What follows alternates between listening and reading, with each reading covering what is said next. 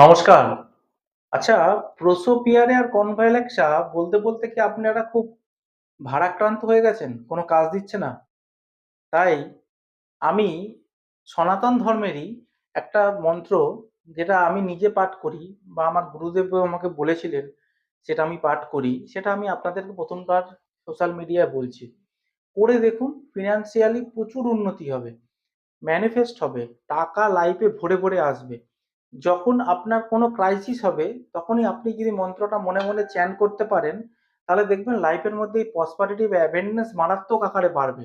মন্ত্রটা কি? মন্ত্রটা হচ্ছে ওম বসুধরে স্বাহা, ওম বসুধরে স্বাহা। এইটা আপনারা মনে মনে অ্যাটলিস্ট 48 বার চ্যান্ট করবেন ডেলি। কিচ্ছু করতে হবে না, লাইফে প্রসপারিটি, হ্যাপি অ্যাবেন্ডেন্স, হ্যাপিনেস, মানি যেন একদম চারিদিক থেকে আপনার লাইফে চলে আসবে।